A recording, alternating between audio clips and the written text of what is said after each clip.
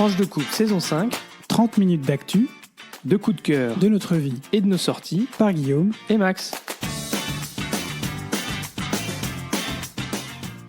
Bonjour, bonsoir, nous sommes Guillaume et Max et on est ravis de vous retrouver pour ce 17e épisode de la saison 5 de Tranche de couple, notre traditionnel Euro-podcast. Alors merci à toutes et à tous pour votre écoute. Comme d'habitude, n'hésitez pas à partager cet épisode pour nous aider à rester visible et à nous encourager à vous le proposer toujours avec une régularité digne d'une montre suisse au moins. Puisqu'on va parler de l'Union Européenne, ça tombe bien. Tiens. Max, premier sujet d'actu, tu vas nous expliquer qu'est-ce qui va se passer au sein de l'Union Européenne dans les 6 prochains mois. Exactement, comme tous les 5 ans, un grand chamboule-tout se prépare à l'échelle de l'Union Européenne. Et non, on ne va pas vous parler du Spitzenkandidat. Peut-être que Guillaume y reviendra plus tard. Alors, 5 ans, pourquoi tous les 5 ans ? Parce que 5 ans, c'est la durée du mandat de la Commission européenne, mais aussi du Parlement européen. Donc, après les élections du 6 au 9 juin 2024, de nouveaux députés seront élus, de nouveaux députés européens, pour une durée donc de 5 ans. Et dans les mois qui suivront, un nouveau collège des commissaires, donc l'exécutif au niveau de l'Union européenne, sera mis en place, on le rappelle, avec un commissaire par État membre, donc 27 commissaires. Alors aujourd'hui, on se propose dans cet Euro-podcast de revenir sur la manière dont les choses vont se dérouler après les élections, parce que c'est un petit peu compliqué pour des gens qui sont peut-être pas les yeux rivés dedans. On voit pas forcément quel est nécessairement le lien entre le Parlement, la Commission, les grands postes à l'échelle de l'Union européenne. Donc on vous propose de refaire un petit déroulé. Donc, comme je le disais, les élections, elles se tiendront dans toute l'Union du 6 au 9 juin 2024, ce qui fait que dès le lundi 10 juin, eh bien, les nouveaux députés européens prendront leurs fonctions et on aura une idée de la répartition des groupes politiques au sein du Parlement européen. Alors, c'est important parce que ça donnera la tonalité des orientations du Parlement européen, finalement les équilibres entre les différents groupes. Et vous le savez, on vous l'a dit à plusieurs reprises, le Parlement européen, eh bien, c'est le co-législateur, c'est-à-dire que pour qu'une proposition de loi faite par la Commission soit adoptée, il faut qu'elle soit validée dans les mêmes termes par le Conseil, c'est-à-dire les États membres, et par le Parlement, c'est-à-dire les députés. Et donc, les équilibres politiques au sein du Parlement européen, ça compte. Dans chaque groupe politique, il y aura une élection des présidents, vice-présidents et les différents postes. Et puis les tractations commenceront également en vue de se répartir la présidence des différentes commissions parlementaires. Alors ça, c'est pour le Parlement. Et bien sûr, pour le Parlement, il y a aussi l'élection du président du Parlement européen. Et donc ça, c'est un des grands postes de l'Union qui sont répartis tous les 5 ans. Alors du côté du Conseil, donc des États membres, il y aura une première réunion informelle des chefs d'État et de gouvernement qui se tiendra après l'élection, le 17 juin, qui permettra un petit peu de faire le point. Et elle sera logiquement principalement consacrée à la répartition entre les différentes groupes politiques des grands postes à responsabilité dans l'Union. Donc par tradition, il y a une espèce de répartition, groupe socialiste, groupe libéraux, les centristes, voilà. Donc il y a une espèce de répartition de ces grands postes pour les 5 prochaines années. Alors, donc ces grands postes, c'est le poste de président de la Commission européenne, le poste de haut représentant pour la politique étrangère et de sécurité, le poste de président du Conseil européen, et le poste de président de la Banque centrale européenne. Alors c'est 2 semaines plus tard, lors du Conseil européen des 27 et 28 juin, que seront annoncés les noms de chacun de ces postes principaux. Et donc, on aura le nom de ou du candidat du Conseil pour présider la Commission européenne. Donc, ça pourrait être Ursula von der Leyen, comme ça pourrait être quelqu'un d'autre. On se rappelle que la dernière fois, c'est finalement Ursula qui était arrivée un petit peu en dernière... On ne l'attendait pas. Effectivement, puisque le Spitzenkandidat, j'ai réussi à le placer, c'est-à-dire le candidat du parti majoritaire, du parti populaire européen, le PPE, et Manfred Weber avait été refusé par les États qui avaient donc décidé de ne pas le choisir. Et c'est ainsi qu'est arrivée Ursula. La candidate allemande. Souvenons-nous que Manfred Weber avait effectivement un certain nombre de casseroles qu'il traînait derrière lui à l'époque. Voilà. Mais comme il était de nationalité allemande, du coup, il y a eu on a trouvé un candidat de remplacement allemand. Ce qui n'était pas gagné, d'ailleurs. Comme la couronne d'Angleterre, vous avez The Heir et vous avez The Spare. Ursula, c'est un peu The Spare, en fait. C'était la minute philosophique. Alors, je reviens. Donc, on a la nomination du candidat du Conseil pour la présidence de la Commission européenne. On parle de PECOM, dans le jargon bruxellois, PECOM. Et donc, finalement, ce président désigné, il a quelques semaines pendant l'été pour se préparer. Et mi-septembre, en toute logique, eh bien, elle ou il ou elle devra faire son discours de politique générale devant le Parlement européen réuni en session plénière à Strasbourg. Et à l'issue duquel il y aura d'une part un vote formel qui validera ou non l'élection du président de la Commission, et d'autre part une prise de parole des présidents des différents groupes au Parlement européen qui s'exprimeront sur le discours de politique générale et qui, du coup, donneront, eux, leur position sur les différents sujets que la présidente ou la présidente de la Commission aura traités, et puis sur les orientations qu'elle aura proposées, pour dire si elle est d'accord ou pas d'accord. Et donc là, on verra aussi les équilibres sur les différents sujets.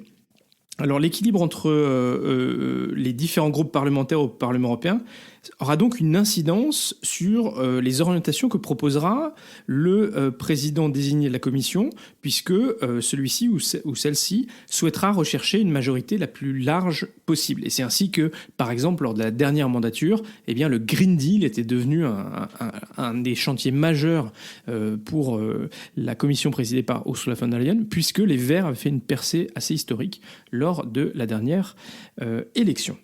Alors, une fois que le président de la Commission est élu, on parle du coup de président élu, comme aux États-Unis, president-elect, c'est là que les tractations commencent avec les États, donc entre le président de la Commission élu et les États, pour se répartir finalement les portefeuilles des commissaires. Parce qu'il y en a 27, mais ensuite, il revient au président de la Commission de décider quels seront les différents portefeuilles et puis de choisir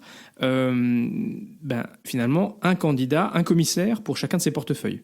Alors les États doivent en général présenter plusieurs candidats de manière à laisser le choix au président de la Commission de décider. Puis il y a toujours, vous le savez, les équilibres hommes-femmes et donc on s'attend à ce que chaque État doive au moins présenter un homme et une femme pour laisser finalement la présidente ou le président choisir.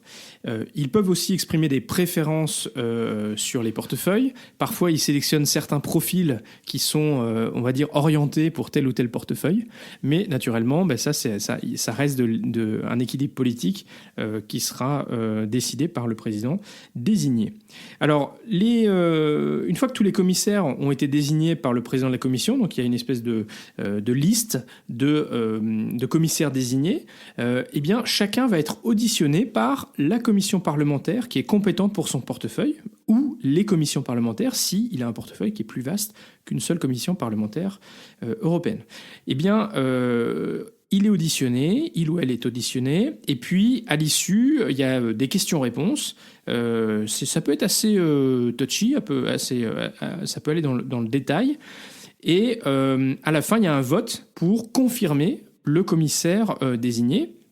Et c'est pas vraiment une formalité, puisque à plusieurs reprises, il y a eu des commissaires désignés qui n'ont pas été confirmés, ce qui a conduit ensuite à des changements de candidats nationaux, et le cas échéant avec une réarticulation des portefeuilles, parce que le nouveau candidat correspond pas, est peut-être pas assez lourd, entre guillemets, sur les sujets qui avaient été initialement envisagés. Et à nouveau, du coup, l'équilibre des groupes politiques dans le Parlement européen au sein de chaque commission parlementaire pourra jouer un rôle important pour, par exemple, rejeter tel ou tel candidat. Donc ces auditions, devraient se dérouler entre octobre et novembre. Et puis, décembre, c'est un petit peu la phase finale. Le 1er décembre, c'est la prise de fonction du nouveau président du Conseil européen. Donc Charles Michel terminera son mandat. Et on a un président du Conseil européen qui est le seul parmi tous ceux que j'ai cités qui est élu seulement pour 2 ans et demi. Donc il fait un demi-mandat du reste, mais il peut être renouvelé une fois. Donc il peut faire 5 ans, comme ça a été le cas pour Charles Michel. Alors par la suite, une fois que chaque commissaire désigné a été auditionné et confirmé, eh bien, vient le moment de l'investiture formelle du nouveau collège des commissaires par le Parlement en session plénière. Et là, pour le coup, ça n'est qu'une formalité.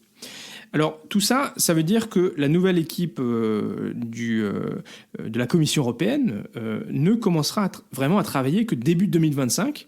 Et donc, durant 6 mois après les élections européennes, on a un certain flottement. Mais bon, c'est la manière dont, au niveau de l'Union européenne, on arrive à définir ces nouveaux équilibres pour travailler ensemble et essayer de faire avancer les choses dans les 5 prochaines années, avec une influence non négligeable, vous l'aurez compris, du Parlement européen, ce qui fait une transition idéale vers le prochain sujet que Guillaume va aborder dans cette rubrique d'actu. C'est finalement ces élections européennes et les députés européens. Guillaume, à toi la parole. Merci Max. Oui, c'est un Europodcast particulier à quelques semaines des élections européennes pendant lesquelles les citoyens européens seront appelés aux urnes pour désigner les 720 membres du Parlement. Alors, les débats actuels en France ne donnent pas vraiment l'impression que ces élections ont une valeur européenne, mais plutôt qu'il s'agit d'une mid-term à la française pour sanctionner ou approuver le gouvernement actuel, sport favori de très nombreux partis d'opposition, à commencer par les extrêmes gauche et droite. En France, c'est la seule élection d'envergure avant la prochaine présidentielle en 2027.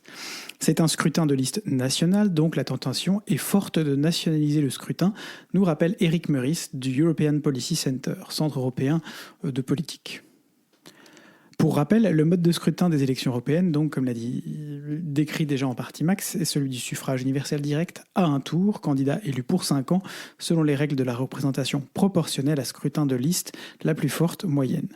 Les listes qui ont obtenu plus de 5% des suffrages remportent un nombre de sièges proportionnel à leur nombre de voix.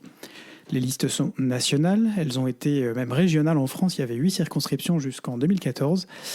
Et près de 49,2 millions d'électeurs français sont appelés à élire 81 des 720 députés au Parlement européen, soit 2 de plus par rapport à 2019. Il y a régulièrement des mises à jour sur les nombres de députés attribués à chaque pays, le plus petit nombre étant 6 pour notamment Malte, le Luxembourg, et le plus grand autour de 96, je crois, de mémoire, pour l'Allemagne. Et pourquoi ça a changé ? Parce que y a eu des évolutions démographiques et donc il y aura un nombre plus élevé de députés cette fois-ci. Tout à fait.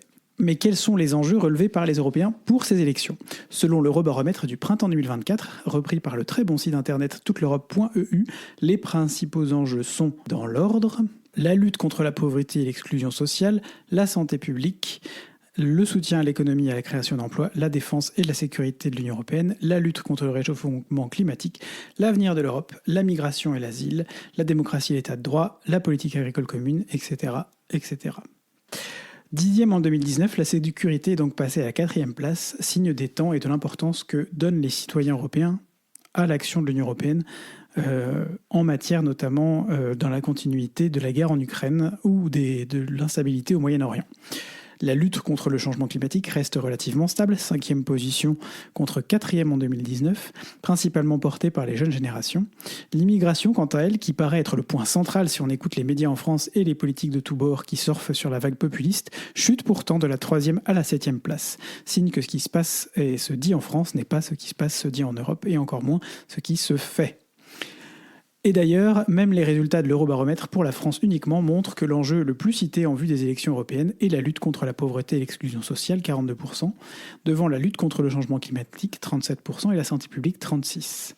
D'ailleurs, même le très à droite journal L'Opinion, dans un article consacré aux enjeux de la sécurité de ces élections européennes, ne place pas la gestion des flux migratoires en première position, mais bien en dernière position, après l'instabilité en Ukraine au Moyen-Orient, le terrorisme et la cybersécurité.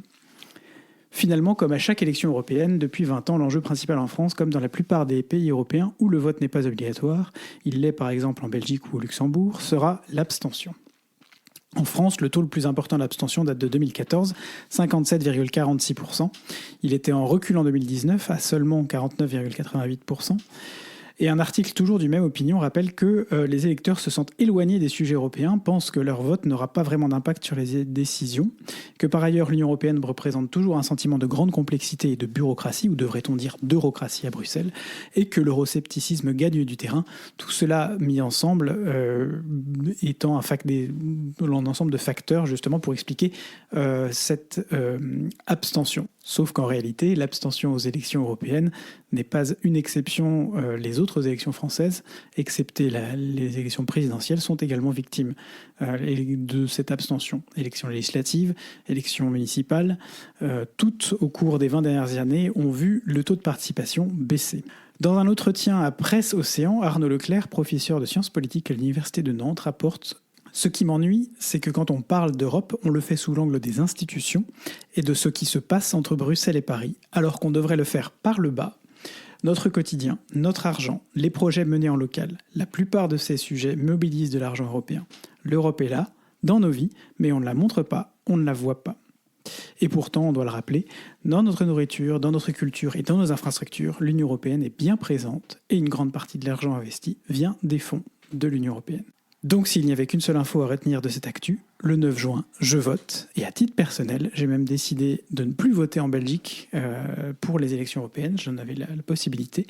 En tant que résident en Belgique, en tout cas, j'ai le choix de voter soit en Belgique, soit en France. Et bien cette année, j'ai décidé de revoter pour les listes françaises. J'aurai donc le plaisir de me déplacer avec Max au Hazel pour voter le 9 juin aux élections européennes.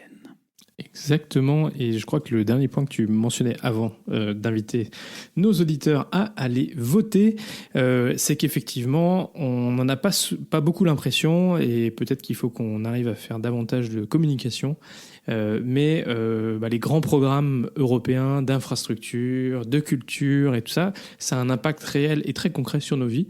Et donc, voilà, soyez aussi acteurs bien de ce qui se passe à l'échelle de l'Union européenne, des choix qui sont faits en allant mettre votre vote, quel que soit ce que vous voterez, ça vous regarde, mais on vous invite à...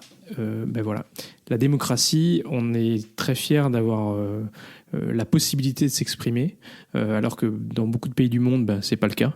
Alors, honorons cette chance que l'on a et allons voter, again, quel que soit votre vote. Alors, on voulait juste faire une petite brève aujourd'hui, également pour vous parler un petit clin d'œil au Brexit. Voilà, ça tranche. Mais ça parle aussi d'Europe, du coup, parce que Donald Tusk, le Premier ministre polonais, s'est fait écho lors de la célébration récemment du 20e anniversaire de l'entrée de la Pologne dans l'Union européenne, d'un débat qui a lieu au Royaume-Uni, provoqué par les prévisions de la Banque mondiale, selon lesquelles le revenu par habitant sera plus élevé en Pologne qu'au Royaume-Uni en 2025. Et du coup, Tusk de faire la promesse que dans 5 ans, au moment du 25e anniversaire de l'entrée dans l'Union de la Pologne, les Polonais seront plus riches que les Britanniques. Il a conclu en disant que c'était mieux d'être dans l'Union européenne. Voilà, c'était un petit clin d'œil au Brexit. Et on passe tout de suite, Guillaume, au point Belgitude. Eh oui, et toujours un point Belgitude Union européenne dans notre Europodcast d'aujourd'hui. Une information toute fraîche ou presque, on sait que la Commission européenne possède à Bruxelles, et notamment dans le quartier Schuman, rue de la Loi, une des principales artères d'entrée dans la ville, enfin dotée grâce au Covid d'ailleurs d'une piste cyclable à peu près digne de ce nom. Rien à voir, mais c'est pas grave, je voulais placer l'info.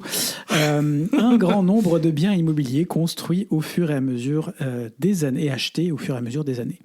Sauf que le Covid, justement, et l'essor du télétravail ont conduit la Commission et ses nombreuses agences et directions à revoir à la baisse les besoins fonciers et à remettre en vente près de 300 000 mètres carrés, soit 23 bâtiments, situés pour la plupart sur cette fameuse artère.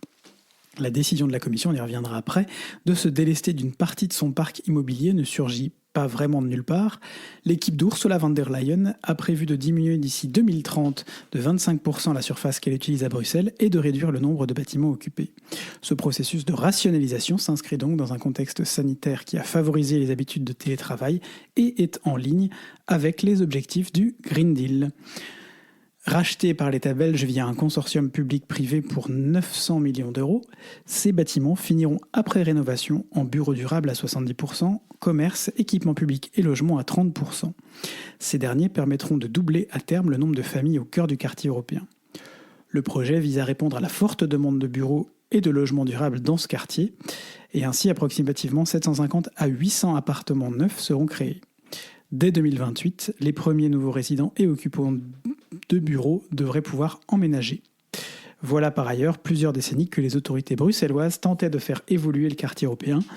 Pour ces dernières, cette séquence présente donc une opportunité, sachant que le quartier européen est considéré, et on peut confirmer que c'est vrai, comme superficiel et absolument mort du vendredi 17h au lundi 8h. Et oui, ça a été même une sacrée difficulté pendant le Covid, pendant le confinement, et puis même après, parce qu'il y a eu quand même beaucoup plus de gens qui sont restés en télétravail. Et donc, pour les commerces, notamment les commerces de bouche, dans ce quartier, ça a été extrêmement compliqué. Alors, c'est revenu quand même, on est revenu à une dynamique au moins pendant les heures de bureau. Le Covid, c'est quoi le Covid ? Mais c'est vrai que ce quartier est assez mort, et c'est un peu triste à voir quand on va se balader le week-end. Après, la place du Luxe le jeudi soir, c'est un autre délire. Mais... À la place du Luxembourg, qui est la place devant le Parlement européen à Bruxelles. Réputée pour ses after-work le jeudi soir avec tous les stagiaires du Parlement. Et nous voilà dans notre rubrique Vie de couple. Oui. Alors, puisqu'on parle d'Europe, on a décidé de faire un petit calcul. On a un peu laissé de côté notre bilan carbone, on va pas vous mentir pour ce petit calcul, parce qu'on s'est demandé dans combien de pays européens on avait visité tous les deux. Alors, pas forcément séparément, ensemble, mais dans combien de pays européens on était allés mais tous les deux, on y a été. C'est-à-dire on n'est pas forcément été ensemble. C'est compliqué. Mais si par exemple, si moi j'ai déjà été dans un pays, mais que Guillaume n'a jamais été dans ce pays, à ce moment-là, on ne compte pas. Non, ça compte pas. Bon, alors c'est quoi le bilan, Guillaume ? Le bilan, c'est qu'on est allé sur 27 pays, dans 16 pays, au cours de nos voyages, la plupart quand même depuis qu'on est ensemble. Hein. Il y en a peu qu'on n'a pas fait ensemble. Soit une moyenne de 1, quelque chose pays, 1,1 pays par an en plus. Alors il y a des années un peu plus fastes que d'autres. L'année dernière, par exemple, nous sommes tous les deux allés à la fois à Malte et en Grèce. Et ensemble d'ailleurs, mais voilà, donc c'est l'Union européenne est un peu dans notre ADN. On est tous les deux aussi passés par le programme phare de l'Union européenne, Erasmus, bien sûr. Chacun dans son pays, chacun sa culture, chacun sa langue. Ouais, c'est ça. Moi, j'étais à Berlin. Et moi, j'étais à Bologne. C'était bien. En Italie. Voilà. Et donc, c'est vrai que si on avait compté les pays dans lesquels on avait été tout seul et pas à deux, je pense qu'on se rapprocherait quand même beaucoup plus des 27. Il y a quelques pays dans lesquels on n'a pas aidé. On n'a pas été. Par exemple, les pays dans lesquels on n'a pas été, aucun de nous deux, je pense qu'on a l'Irlande, les pays baltes. La Finlande. T'es là en Finlande ? Non, j'ai jamais été en Finlande. T'as pas j'ai pas fait la Bulgarie. Moi, j'ai fait la Bulgarie. T'as fait la Roumanie, toi, par contre ? J'ai fait la Roumanie. Et puis... Toi, t'as fait la Croatie. Ouais, j'ai fait la Croatie. Et j'ai fait Chypre aussi. Slovaquie, j'y suis jamais allé. Ah, Slovaquie, j'ai dû faire déjà. Et Slovénie, j'ai dit ? Je sais plus. Slovénie, je sais pas si j'ai été. Bref, enfin bon. Donc il manque pas grand-chose, hein, fondamentalement. Mais ça nous ferait plaisir si voilà, vous nous mettiez un petit message pour nous dire combien de pays de l'Union européenne vous avez fait de votre côté. Où est-ce que vous aimeriez aller pour vos prochaines vacances aussi, hein. Exactement. Et alors on fait un petit détour par un pays qui n'est pas dans l'Union européenne, mais qui est quand même assez proche de l'Union européenne, la Suisse, pour vous parler. On a fait un petit détour par Genève le week-end dernier, Guillaume. Ah oui, mais enfin, les détours par Genève, ça compte pas. En fait, on est allé en Suisse pour aller en France. Exactement. Le principe, j'ai de la famille qui habite pas loin de la frontière, donc le moyen de transport le plus proche, c'est l'aéroport de Genève. Ça fait 1 an et demi qu'on n'y avait pas été. Ça fait 1 an et demi qu'on n'y avait pas été. Et donc, effectivement, pour la première fois depuis 1 an et demi, je suis allé en retour aux sources en Haute-Savoie. Nous sommes allés au retour aux sources en Haute-Savoie pour visiter le nouvel appartement de ma maman. Big up, maman, si tu nous écoutes. Et puis, voilà, prendre quelques jours de repos pour moi entre 2 projets qui s'enchaînent un peu rapidement. Là, voilà, il y avait quand même ces 4 jours qui tombaient là. Et puis voilà, profiter de la famille, retrouver des amis, retrouver de la famille, y compris un peu plus éloignée, se ressourcer, faire des balades dans les collines, au pied des montagnes, avec des jolies vues sur l'ensemble de la chaîne des Aravis, Alors il a fait un peu gris, on a atterri à Genève, il faisait encore pire qu'un temps bruxellois, genre il pleuvait, mais il pleuvait, mais il pleuvait. Truc de malade. Et puis on a quand même eu beau temps les derniers jours où on était sur place. Et puis naturellement, c'est aussi pour nous l'occasion de faire le plein d'une ressource rare, en tout cas peut-être pas, mais très chère en Belgique, le fromage. On a ramené pour, je sais pas, 2 ou 3 kilos de fromage, je pense, quelque chose comme ça. Du bon fromage, du comté, du Beaufort. De l'abondance, de la tome de chèvre, de la tome de Savoie. Ah ouais, non, on va se faire plaisir, je crois. Mais ça ne vous empêchera pas de payer le petit péage si vous venez nous voir et de nous rapporter du fromage. Hein. Vous êtes libre de ne pas le payer non plus. Mais si vous venez avec du fromage et ou des saucissons ou des petits produits locaux, quoi. On est toujours intéressés. Hein. On est très intéressés. Je crois que ça va être la conclusion. On est hyper vénal. On est très, très, très, très, très, très... très intéressé. On est très très très gourmand. En fait, on va quand même pas se mentir, on est très gourmand. C'est terrible quand même. Exactement. Voilà, non, mais sinon, notre vie, ça se calme un peu là. Ça se calme un petit peu. On a refermé un chapitre un petit peu pénible, un petit peu emballé de nos vies professionnelles qui avaient pris un peu le pas sur nos vies personnelles. On va pas se mentir. Et donc là, ça se présente un petit peu mieux. Et donc, on sera content de pouvoir profiter, notamment des week-ends un petit peu à rallonge de mai. Guillaume va bosser en partie, mais c'est quand même chouette de pouvoir aussi profiter d'être à Bruxelles. On espère que le temps va continuer à être plutôt bon, mais je crois que Guillaume a vu quelques ouvertures de ce côté-là. Dernière rubrique, Max, c'est une rubrique geek technologique, toujours liée à l'Union européenne, et tu vas nous parler d'une révolution pour les paiements. Exactement, je voulais vous parler de Wero, qui est une solution pan-européenne de paiement qui, en gros, rassemble un certain nombre de banques européennes. Donc l'objectif, c'est d'avoir une solution de paiement d'abord entre particuliers, puis entre particuliers et professionnels, qui sera ensuite étendue au paiement en ligne et en magasin. Donc l'idée, c'est d'avoir une infrastructure de paiement instantanée qui permettra aux banques de rivaliser avec les solutions de paiement des géants anglo-saxons et puis pour les marchands d'avoir une solution de paiement européenne. Donc, en fait, elle s'appuie, cette solution, sur un certain nombre de solutions nationales qui existaient déjà.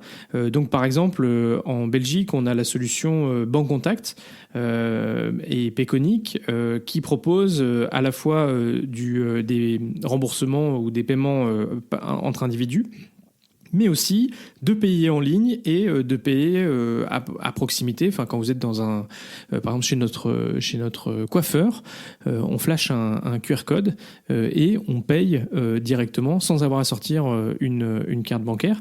Et ce qui est super pour les commerçants, c'est que du coup, ils n'ont pas besoin de payer des frais exorbitants pour une machine.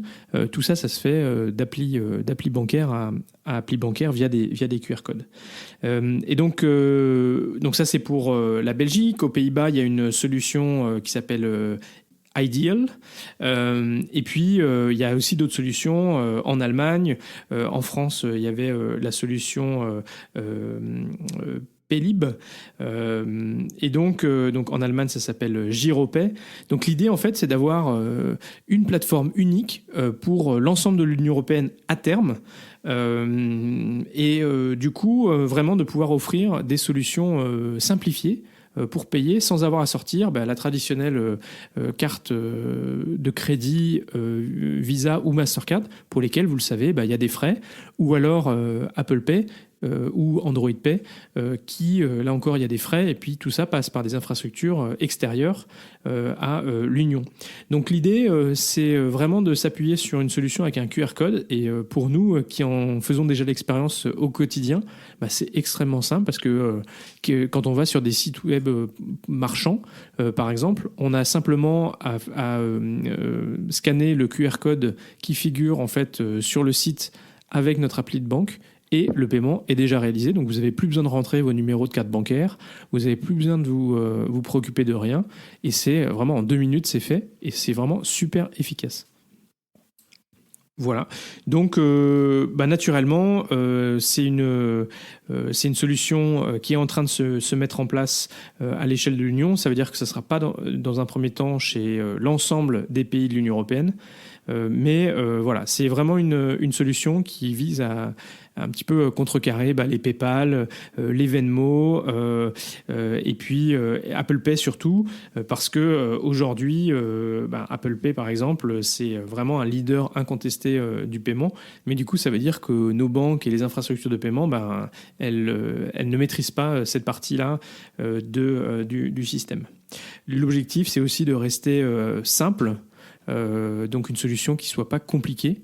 Et par exemple, quand vous recevez une facture à la maison, pareil, vous pouvez scanner un QR code et hop, la facture, elle est réglée. C'est quand même hyper simple. Et pour le coup, ça offre des choses que Apple Pay, par exemple, ne propose pas. Voilà. Merci Max. Voilà, c'est déjà la fin de ce 17e épisode de la saison 5. Si vous êtes arrivé au bout, bravo et merci. On est très heureux de vous compter parmi nos auditeurs et comme d'habitude, n'hésitez pas à faire découvrir ce podcast autour de vous, à lui mettre une note, à nous envoyer un message ou un commentaire sur les plateformes, mais aussi sur YouTube, Twitter, Facebook, là où vous nous suivez sur les réseaux et là où vous écoutez notre podcast. Et si vous voulez nous mettre une note, ça nous aidera beaucoup à accroître la visibilité et on fait comme tous les gens qui ont un podcast. On vous encourage à nous mettre une note, surtout si vous nous mettez 5 étoiles, parce que c'est ça qui fera la vraie différence. Ce podcast est diffusé le lundi tous les 15 jours ou le dimanche soir pour les plus au taquet / pressés. En principe, ça devrait aller pour cette semaine. Alors, portez-vous bien d'ici au prochain épisode. Gros bisous et à très vite pour de nouvelles tranches européennes.